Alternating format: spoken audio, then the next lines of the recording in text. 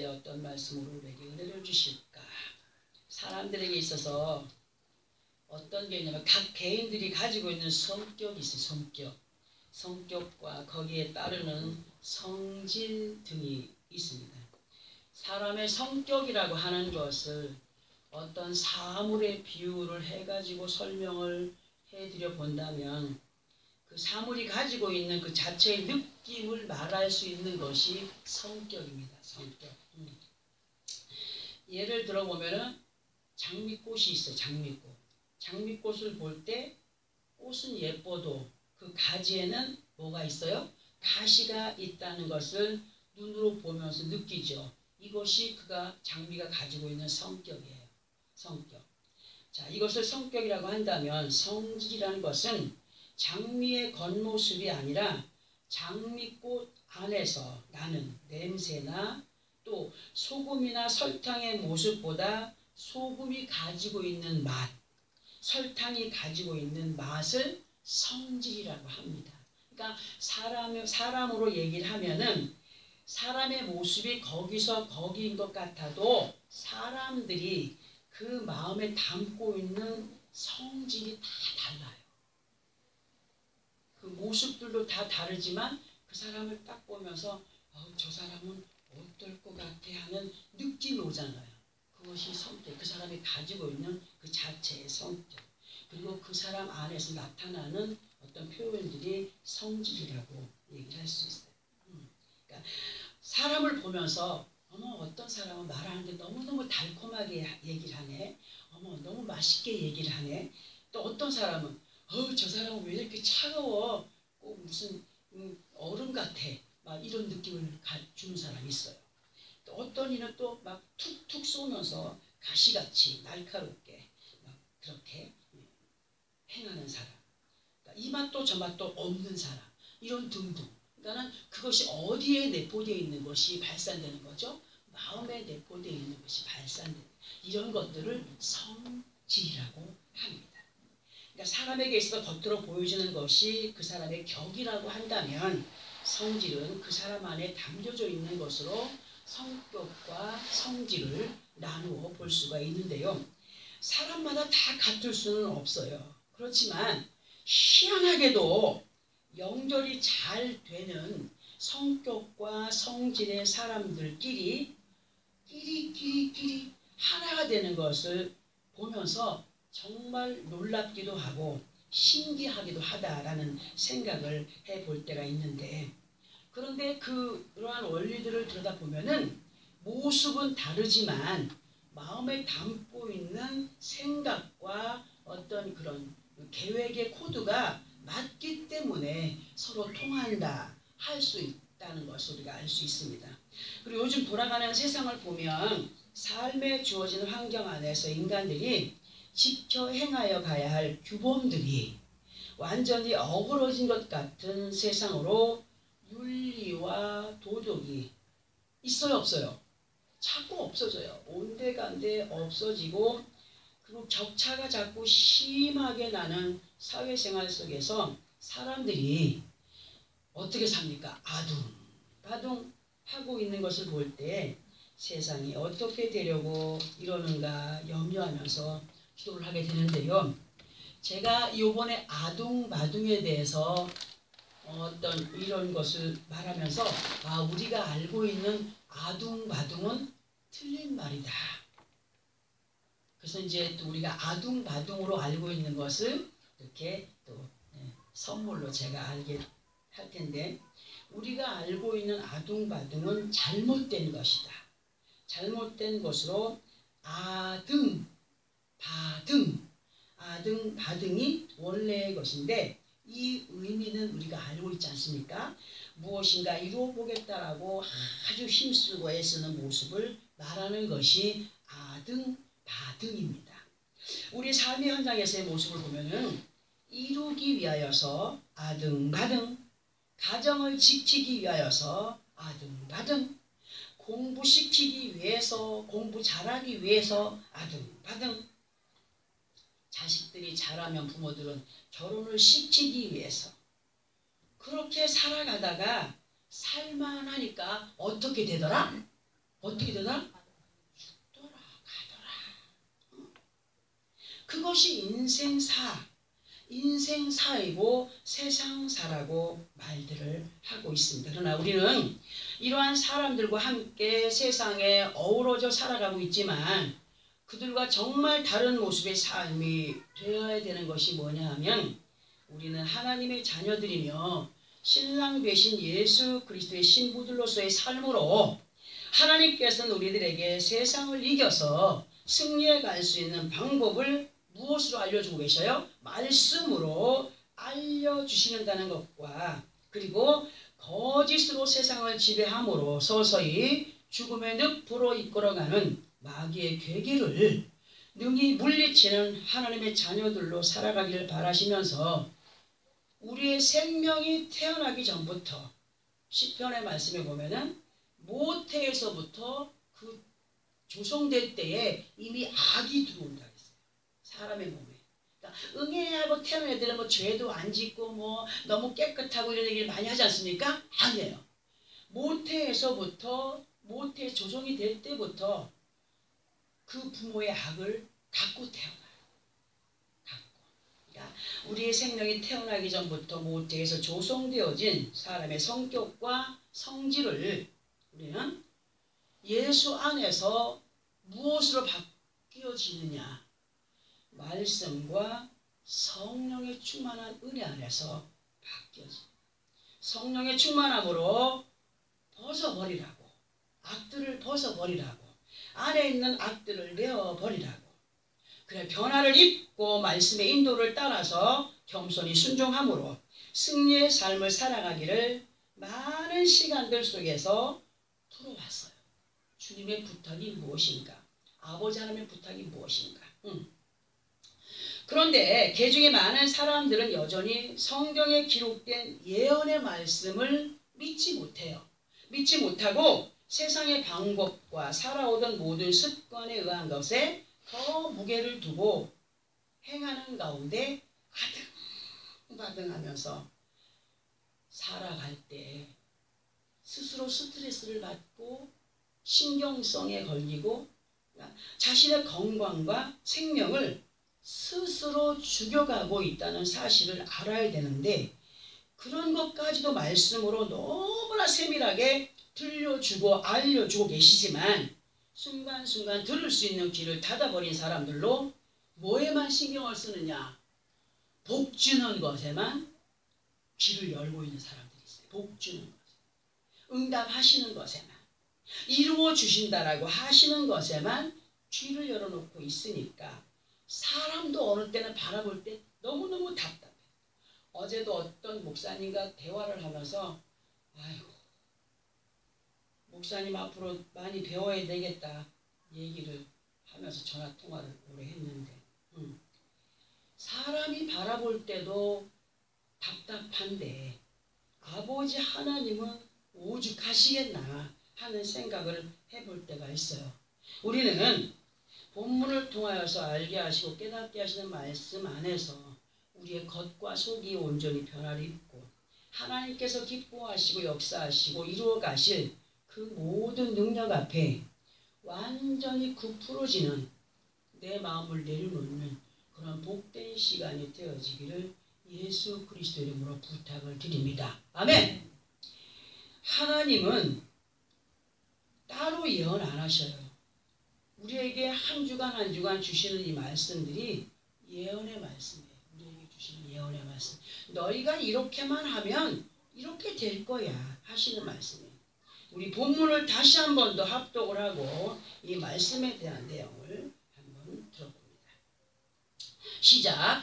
많은 재물보다 명예를 택할 것이요 은이나 금보다 은총을 더욱 택할 것이니라. 아멘. 이 말씀을 의미를 간단히 요약을 해서 보면은 육신의 부요함도 중요하지만 먼저 명예를 택해라 하는 것은 그 명예를 저는 이렇게 한번 설명을 해봤어요. 너희가 육신의 부요함도 중요하지만 먼저 뭐가 되라? 사람이 좀 되라. 그것을 누릴 수 있는 사람으로 좀 준비가 되어라. 그리고 세상의 부귀영화로 인한 은과 금이 넘쳐나는 삶도 중요하지만 아버지 하나님의 은총, 곧 하나님께서 내려주시는 특별한 사랑을 더욱더 받아 누리기 위한 지혜로운 믿음의 사람들로 그렇게 인도를 받고 이끌림 받기를 원했으면 좋겠다라고 하시는 말씀으로 우리는 몇 주 전에 하나님께서 이미 우리들에게 무엇을 얻을 능을 주었다고요? 재물 얻을 능을 주었다고 했어요.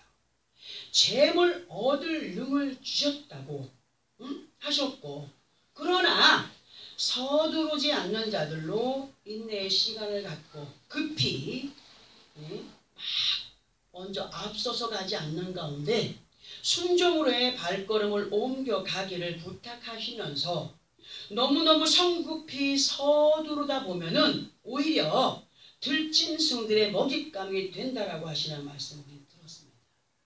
그러니까 누구와 함께 동행해라? 말씀과 함께, 예수 그리스도와 함께 동행할 때 그분이 나의 보호가 되고 나의 방패가 되고 나의 이김이 되고 하시는 은혜 속에서 그 들짐승들의 먹잇감이 되지 않게 하시겠다. 어떻게 할 때? 주님과 발맞추어 갈 때.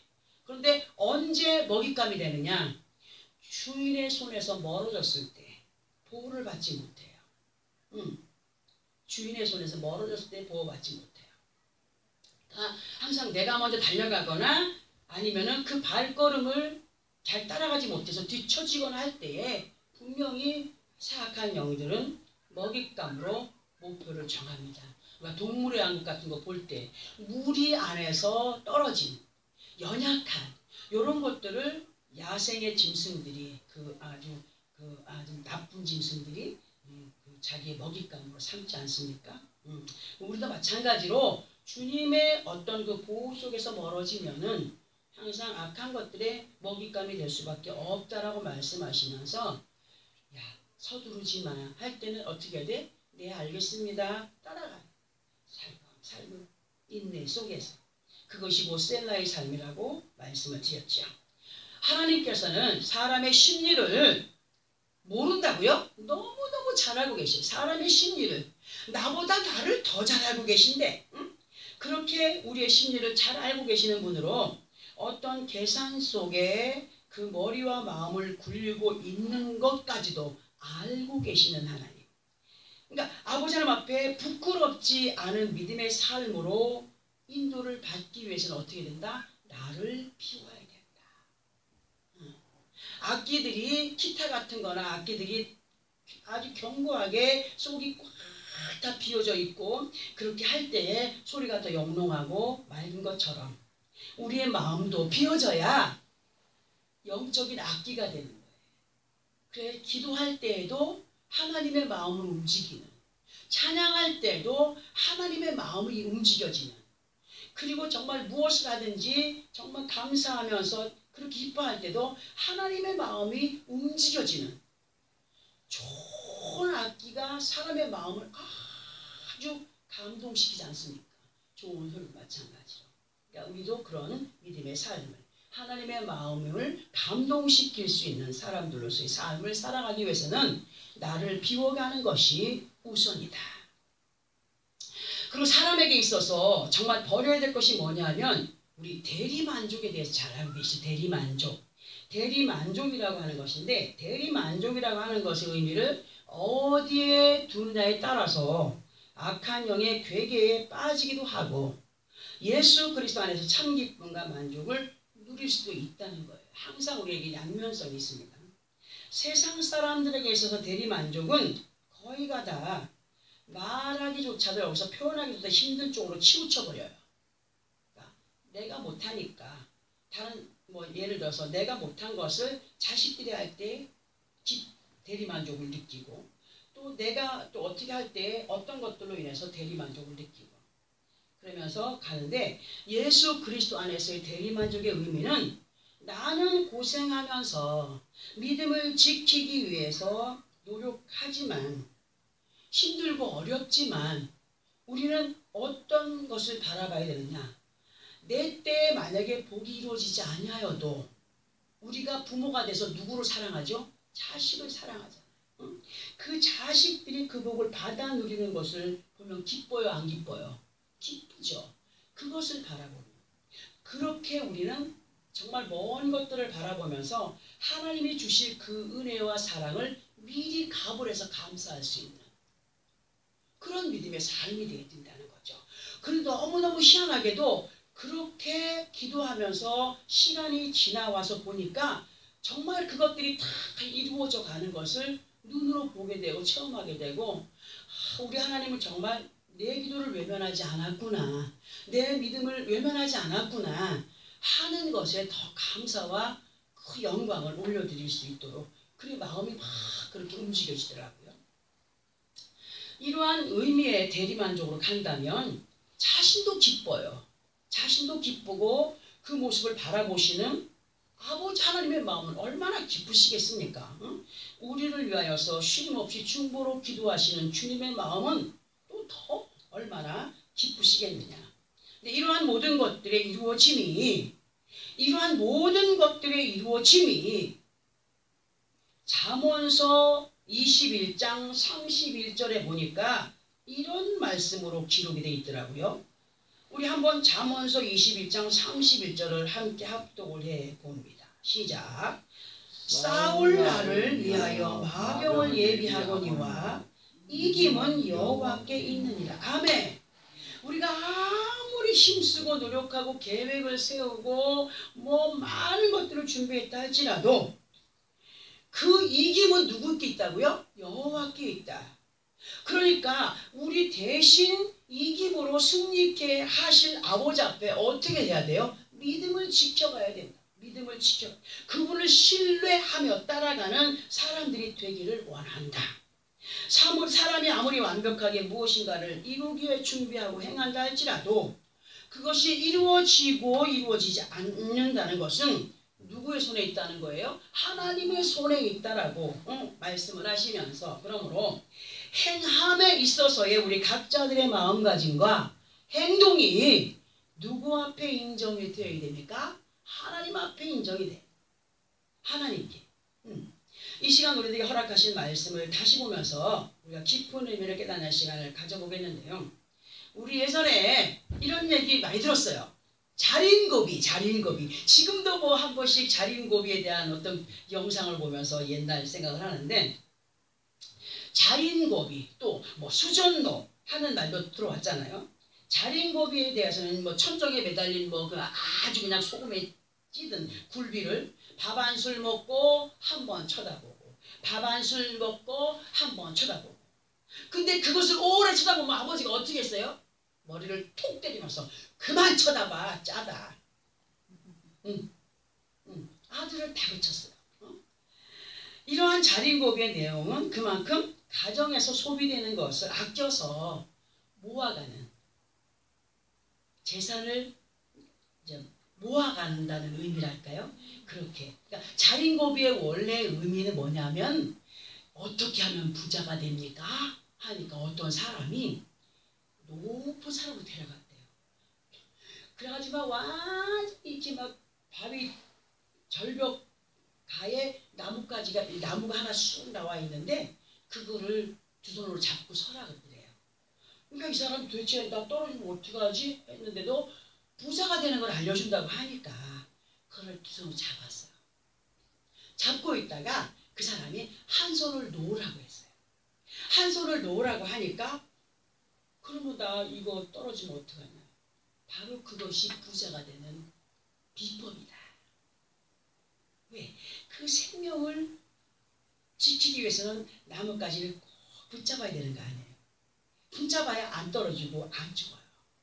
마찬가지로 이 자린고비의 이 내용의 모습들을 볼 때에 부자가 되기 위해서는 그 뭔가를 그냥 완전히 알뜰살뜰하게 해가는 것이 비결이라고 하는 거예요. 그만큼 자기 목숨처럼 아껴갈 때에 어떤 것들을 누릴 수 있다는 그런 것이 의미가 담겨져 있더라고요. 근데 제가 거기에 대한 얘기를 하려고 하는 것이 아니라 이제 다른 의미로 말씀을 드릴 텐데, 또 수전노에 대해서 보면 돈을 모을 줄만 알았지 어디에는 인색하다? 쓰는 데는 몹시 인색한 사람을 낮추어서 이루는 말이 수전노 내지는 노랭이, 구두쇠라고 우리는 알고 있죠. 이러한 사람들에게 붙어서 떨어지지 않는 수식어는 한마디로 인색입니다. 인색. 인색한 사람은 가정에서부터 소외를 당하게 돼요. 왜? 자기만 아니까. 또 이러한 사람들 곁에는 진정한 친구가 있을 리가 없어요. 그리고 가정에 어떤 대소사의 문제들이 생기게 되면 자신의 일처럼 발벗고 나서서 일을 처리해 줄 수 있는 사람조차 없게 돼버려요. 인색한 게 그렇게 무서운 거예요. 이러한 경우는 상대들이 못돼서 그런 경우가 생기는 것이 아니라는 거죠. 자신이 그렇게 만들어 버렸기 때문에 그런 일을 당하는 거 아니겠습니까? 맞죠? 그러니까 개중의 사람들은 오히려 어떤 일이 있을 때에 나를 도와주지 않네, 나를 도와주지 않네 서운해하는 마음을 가지면서 상대들만 원망하는 사람들이 있어요. 자신을 돌아볼 줄 모르고. 우리는 항상 나 자신을 돌아보는 사람이 돼야 돼요. 제가 왜 이런 말씀 드리냐?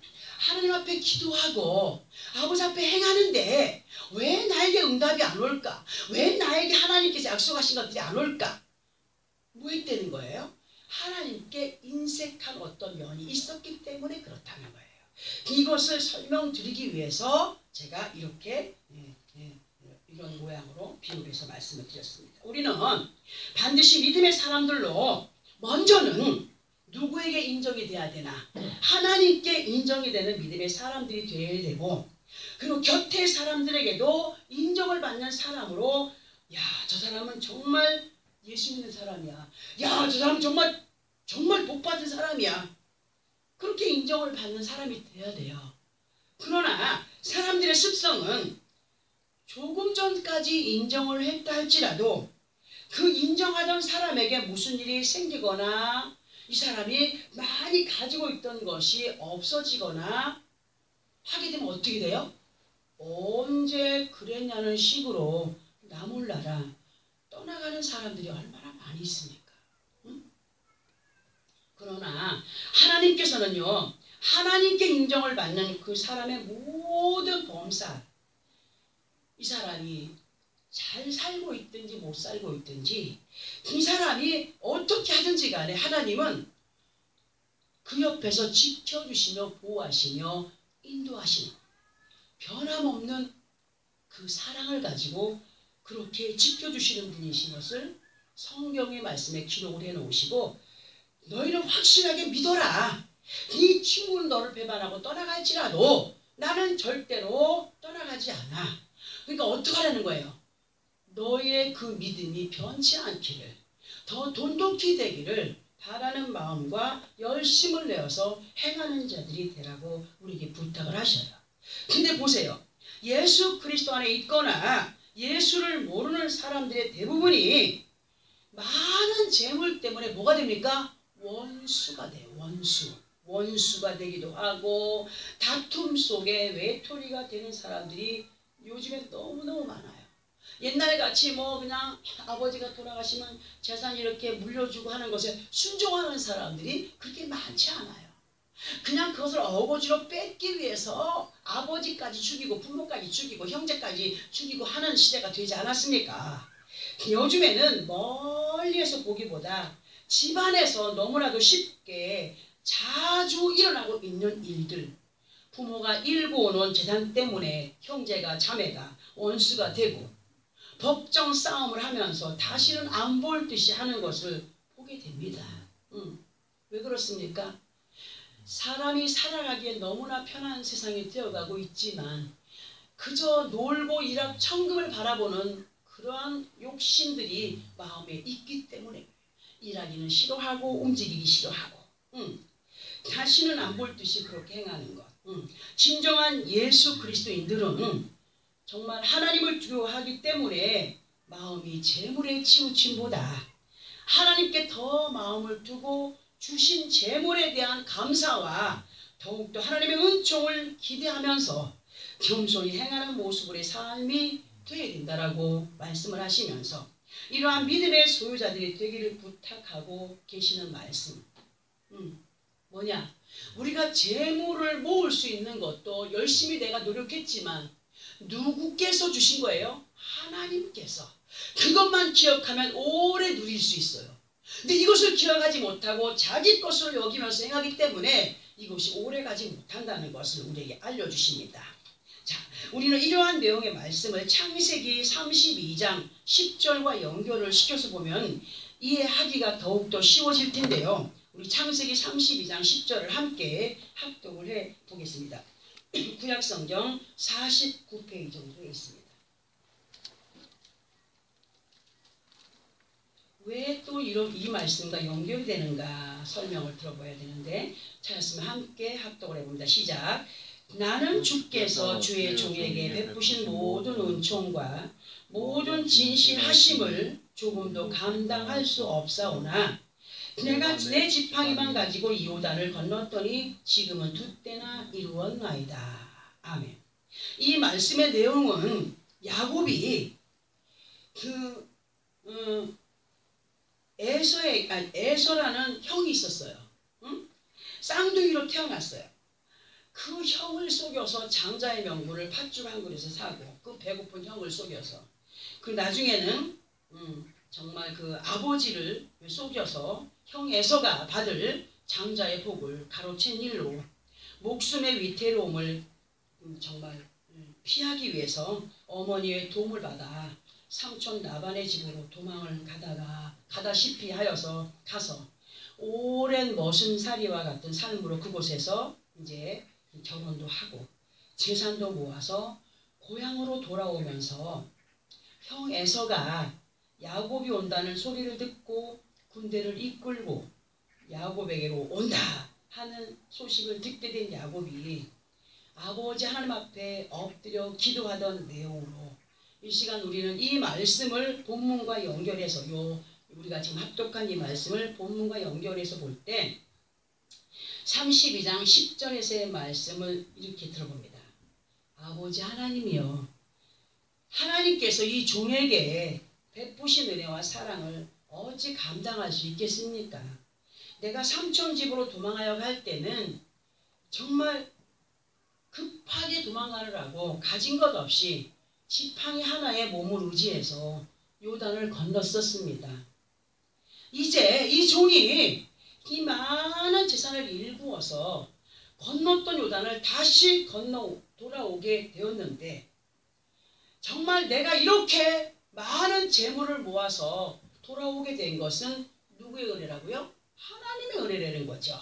자, 그러면서 이런 내용의 말씀으로 야곱이 이만한 복을 받아 누리게 된 것은 무조건 삼촌의 집에서 열심히 일만 하여서 이렇게 많은 재산이 일구어진 것이 아니라는 거예요. 하나님께서 야곱이 두려움을 안고 도망하던 시간 속에서 야곱을 만나주시는데, 그 만남 속에서 하나님이 야곱에게 이러한 복이 너에게 임하게 될 거야 하시는 말씀을 이미 삼촌 라반의 집에 가기 전에 그가 약속으로 받았어요. 그 말씀이 창세기 28장 10절에서 16절까지를 보면 기록이 되어 있는데, 우리 함께 야곱에게 하나님이 어떠한 말씀을 하셨는가를 보기 위해서 합독을 해 보겠습니다. 창세기 28장 10절에서 16절까지 시작. 야곱이 브엘세바에서 떠나 하란으로 향하여 가더니 한 곳에 이르러는 해가 진지라. 거기서 유숙하려고 그곳에 한 돌을 가져다가 베개로 삼고 거기 누워 자더니 꿈에 본즉 사닥다리가 땅 위에 서 있는데 그 꼭대기가 하늘에 닿았고, 또 본즉 하나님의 사자들이 그 위에서 오르락내리락 하고, 또 본즉 여호와께서 그 위에 서서 이르시되 나는 여호와니 너의 조부 아브라함의 하나님이요 이삭의 하나님이라. 네가 누워있는 땅을 내가 너와 네 자손에게 주리니 네 자손이 땅의 티끌같이 되어 네가 서쪽과 동쪽과 북쪽과 남쪽으로 퍼져나갈지며 땅의 모든 족속이 너와 네 자손으로 말미암아 복을 받으리라. 내가 너와 함께 있어 네가 어디로 가든지 너를 지키며 너를 이끌어 이 땅으로 돌아오게 할지라. 내가 네게 허락한 것을 다 이루기까지 너를 떠나지 아니하리라 하신지라. 야곱이 잠이 깨어 이르되 여호와께서 과연 여기 계시거늘 내가 알지 못하였도다. 앞에서의 창세기 32장 10절의 말씀이 야곱에게 있어서 많은 것을 얻게 된 것이 결과라고 본다면, 지금 우리가 합독한 이 말씀의 내용은 야곱에게 있어서 이미 지나간 과거의 시간이지만 이 말씀은 야곱이 결과를 얻을 수 있도록 이미 하나님께서 예언해 주신 약속이 되는 거예요. 약속. 하나님의 약속을 받은 야곱은 삼촌 라반의 집에서 짐승을 돌보면서 머슴살이를 합니다. 머슴살이. 잠도 제대로 못 자고 또 삼촌이 얼마나 꾀가 많은지 거짓말을 해서 이 야곱을 속이기도 하지만 보세요. 그런데 이 삼촌 라반의 집에서 머슴살이 하면서 이 야곱은 뭐에 게을리하지 않느냐 하면 하나님께 기도하는 것을 게을리하지 않습니다. 나에게 약속하신 하나님 이루시옵소서라는 그 기도, 하나님과 교제하는 시간을 게을리하지 않는 가운데 자신의 몫으로 채워질 재산을 매 순간 하나님이 허락하시는 지혜로 이루어가게 됩니다. 어떻게 이루어가게 되느냐? 삼촌이 내가 너가 이렇게 일을 하면 이만한 것을 줄게 했지만 그 삼촌은 줄 사람이 아니었어요. 하나님은 이미 그것을 알기 때문에 야곱에게 지혜를 주시는데, 어떻게 하면은 이 짐승을 자기 재산으로 만들까? 어떻게 하면은 자기가 빈손으로 왔는데 삼촌 라반에게서 그 거짓말하는 사람에게서 어떻게 내 재산을 모아갈 수 있을까? 하는 것을 하나님이 주시는 지혜로 얻어가게 됩니다. 얻어가게 되는데 그러한 말씀들이 창세기 30장, 31장을 읽어보면은 아주 자세히 너무너무 재미있게 기록이 되어 있는 것을 볼 수가 있어요. 삼촌의 짐승이 만약에 검은 소고 만약에 흰 소가 있다면 이 삼촌에게 그런 일 합니다. 만약에 이런 것 가운데서 이런 것들이 나오면 이것은 내 것이 됩니다 라고 그렇게 약속을 합니다.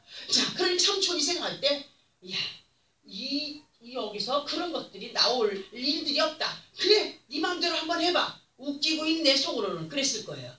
그러나 짐승이 임신을 할 때 하나님이 주신 지혜로 이렇게 나무 앞에다 갖다 세워놓고 그 짐승들을 이제 교제하게 하는데 이 나무에다가 얼룩 무늬를 만들어요. 무늬를 만들어서 새끼를 낳으면은 이 얼룩 무늬가 나는 거예요.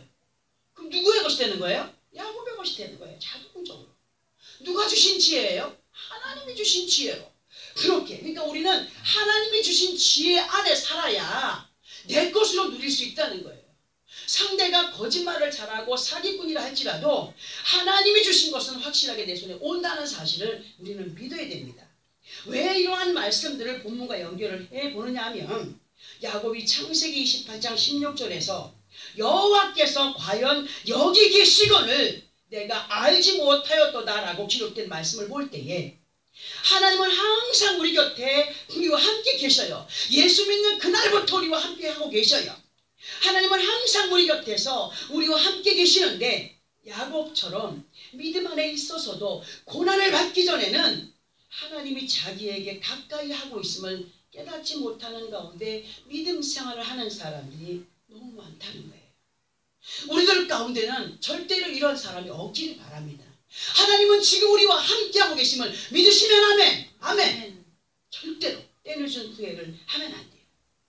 가정에서 편하게 이 야곱이 부모 밑에 있을 때는 아쉬운 것이 없었어요. 아쉬운 것이. 정말 필요한 것은 부모의 손길을 통하여서 공급을 받았기 때문에 맨날 놀고 먹는 백수였어요. 형이 가서 짐승을 잡아서 오면은 형이 배고파서 헐떡거리면 얘는 또 야곱은 집안에서 팥죽을 다 이게 보고 있다가 형이 돌아오면 배가 고플걸. 내가 오늘은 형이 들어오면 이 팥죽 한 그릇을 가지고 형 나한테 장자명분 팔어 해야지. 그런 꾀를 부리던 사람. 그런 꾀를.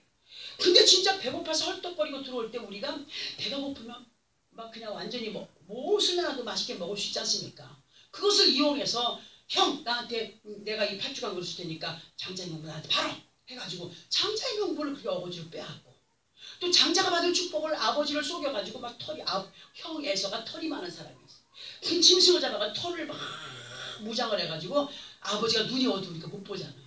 그러니까 자기가 형이라고 형 에서라고 속여 들어가가지고 막 고기를 그냥 막 요리를 해가지고 갖다 드리면서 복주라고.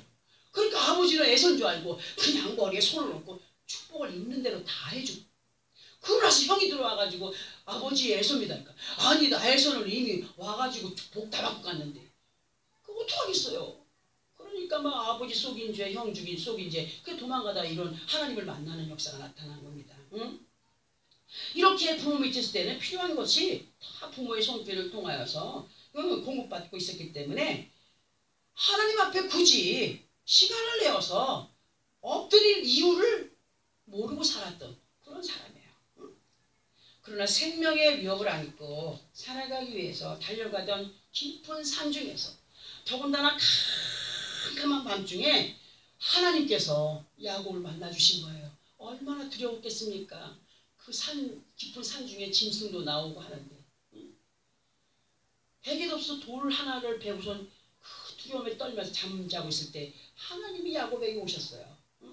하나님이 그렇게 자기 가까이에 계셨던 분인 것을 그때 깨닫게 되었고 그때로부터 하나님과 가까이 하는 영의 사람이 되었어요. 영의 사람이 되고 영의 사람이 되고 순종의 삶으로 가게 되니까 하나님의 약속을 넘쳐나게 받게 된 거예요. 왜? 그 삼촌 라반의 집에 가서 힘들고 어렵게 노력은 했지만 일을 했지만 그 모든 지혜를 누구한테서 얻은 거예요? 하나님한테 얻은 거예요. 하나님께 얻어서 하나님이 주시는 힘과 능력으로 그 모든 것을 했어요. 그러니까 우리가 지금 힘쓰고 애써 노력하는 것은 내 힘이 아니라는 걸 알아야 돼요. 내 힘으로 힘쓰고 애써서 내가 일고서 하는 자만을 우리는 버려야 됩니다. 그러니까 하나님께 자꾸 지혜를 구해야 돼요. 어떤 분야에 있든지 하나님께 지혜를 구해서 그 지혜를 가지고 행할 때에 실수가 나오지 않고 완벽하게 된다는 사실을 우리는 알아야 돼요. 그리고 이 야곱은 그 받은 바 복된 모든 사건의 역사는 하나님의 역사라고 야곱이 고백하게 된 것을 우리들에게 오늘 알려주시면서 야곱이 삼촌 라반의 집에서 머슴살이 할 때 육체의 고통, 정신적 고통 이루 말할 수 없을 정도로 힘이 들고 삼촌의 잠소리 또한 도가 넘은 상태였지만 야곱은 누구만을 의지했다고요? 하나님 아버지를 의지했다. 하나님 아버지만을 의지했다. 힘을 얻으며 고진 감내의 아름다운 결과를 안게 되었어요. 안게 되었지만 야곱은 내가 이렇게 고생해서 이것을 이루었습니다 라고 하지 않았다는 거예요. 오직 이 모든 것을 일궈주신 분은 하나님이시고 오직 모든 은총의 역사가 하나님의 역사였다라고 고백한 그런 야곱이었습니다. 우리는 이 야곱처럼 우리들 또한 삶의 현장 속에서 이런저런 일들로 인하여서 마음과 생각이 분주해지며 예민해질 때가 있습니다. 그러나 주님의 날을 맞아서 그때그때마다 듣게 하시고 알게 하시는 말씀들은 하나님께서 우리 각자들에게 허락하시는 복을 주시겠다라고 하는 예언의 말씀이에요. 그러니까 너희가 이러한 제보를 얻을 때 어떻게 하라? 더욱더 명예를 얻는 자가 되라. 누구에게 명예를 얻는 자가 되기를 원하느냐? 하나님께 명예를 얻는 자가 되기를 원해요. 야곱처럼. 우리 각자들에게 하시는 복의 말씀 예언하여 주고 계심은 우리는 반드시 믿고 행하는 믿음의 사람들로 하나님이 우리와 늘 가까이 하고 계심을 더 확실히 믿고자 하는 가운데 순간순간 마음과 생각의 입술을 열어서 고백하며 교제하는 가운데 하나님께서 허락하시는 지혜와 명철로 세상을 이겨 승리하는 믿음의 자녀들로 많은 재물을 얻기 전에 먼저 하나님이 인정하시는 믿음과 행실로 아버지 내게 부귀영화를 주소서. 구하기 전에 먼저 하나님의 은총을 더욱더 구하는 자들이 되라고 그렇게 오늘 우리에게 부탁을 하고 계십니다. 은총이라는 단어를 한문으로 보게 되면 은혜, 영의 총으로 의미는 높은 사람이 되기는 특별한 사랑이죠. 우리는 하나님의 은총을 받아야 된다는 것은 예수 그리스도 안에 있는 우리 모두는 하나님의 은혜가 아니면 험악한 세상을 이겨나갈 수 없는 연약한 그런 가운데 있는 사람. 하나님께서 하나님의 사랑 안에 거한 자들에게만이 특별히 허락하시는 은총의 역사가 있어요. 그 은총의 역사 안에는 모든 것을 꿰뚫어 행할 수 있는 지혜가 있다는 사실을 알아야 됩니다. 그 은총의 역사를 베풀어 주겠대요. 너희가 나에게 정말 인정만 된다면 내가 네가 원하는 것들 다 줄게. 준비만 돼. 믿음으로 확실하게 준비만 되면 내가 너에게 많은 은총을 주어서 야곱처럼 그렇게 많은 것을 일구어서 내게 영광이 되게 할게. 너에게 복이 되게 할게. 오늘 우리에게 이러한 약속을 주십니다. 지금 당장 눈앞에 보이는 것에 취하여서 만족함으로 하나님과 교제하는 시간 게을리하다가 흥진비례의 날을 맞이할 때, 흥진비례라는 말 여러분 알고 있죠? 흥진비례, 후회하며 가슴 치는 일을 당하지 않기 위해서 이 시간에 듣게 하신 말씀을 마음에 새기고 나중에 고진감래와 흥진에 대해서 제가 말씀을 드릴 텐데, 많은 재물보다 먼저 하나님께서 인정하시는 명예를 택하며 세상의 어떤 부귀영화를 먼저 구하기보다 하나님의 은총을 더욱 구하며 나가는 지혜로운 믿음의 사람들로 고진감래의 기쁨을 야곱처럼 누려갈 수 있는 우리 모두가 되기를 바라면서 앞에서 언급해드린 고진감래와 흥진비례에 대해서 설명을 드리고 말씀을 맺겠습니다. 흥진비례라고 하는 것은 흥겨울 흥에 다할 진, 슬플 비에 올레를 쓰는 단어로 이 의미는 훗날의 준비 없이 지금의 만족을 착각으로 슬퍼하며 이제 착각으로 살다가, 그러니까 훗날에 어떤 것들을 준비 없이 지금 당장 눈앞에 있는 것들로 만족을 하고 가다가 나중에 가슴치며 후회하는 날을 오게 된다는 그런 의미가 되는 거죠. 되는데 제 나름대로 해석을 해보자면, 지금 당장 내 마음의 만족을 채우기를 원해서 힘쓰고 애씀 가운데 얻었다 할지라도 이것들을 지혜롭게 잘 활용한다는 것은 먼저 하나님께, 그리고 가정 안에서, 그리고 삶의 환경 가운데서 사용하다가 정말 하나님의 귀한 은혜 속에 감사와 영광을 돌려드리는 자들이 돼야지, 그렇지 아니하고 훗날을 바라보지 않고 지금 당장 있는 것을 흥청망청 하다 보면 나중에 가서 가슴을 치는 일이 오게 된다. 많은 사람들이 그렇게 살고 있잖아요. 로또에 당첨된 사람들 일확천금을 손에 쥐고 있지만 그 사람들의 훗날이 어떻게 됐습니까? 흥진비례의 삶이 되었어요. 그리고 고진감래는 쓸고 다할진, 달감의 올레로 고생 끝에 낙이 온다는 의미의 단어이지만 예수 그리스도 안에 있는 우리들에게 적용을 시켜서 연결을 해본다면, 하나님이 내 가까이 계시고 하나님의 언약의 약속을 믿는다면 이미 결과는 주어졌어요. 내가 너희에게 재물 얻을 능을 주었다. 결과잖아요. 결과로 주어졌으니 그 결과에 도달하기 위하여서 누구와 교제해라? 하나님과 교제하며 지혜를 얻고 인내하며 감사와 기쁨으로 행하여가는 하나님의 자녀들로 승리의 기쁨을 만끽하는 주인공들의 삶이 되라고 하는 의미로 고진감래라는 말씀을 드리면서, 분명한 것은 하나님의 약속은 믿고 행하는 자들에게, 하나님의 약속은 믿고 행하는 자들에게, 그냥 믿기만 하는 자가 아니라 믿고 행하는 자들에게 반드시 이루어진다는 사실을 확실하게 마음에 담고 믿고 의지하여 가는 믿음의 사람들로 승리의 주인공들이 꼭 되어지기를 나사렛 예수 그리스도 이름으로 축원합니다. 아멘. 기도하겠습니다.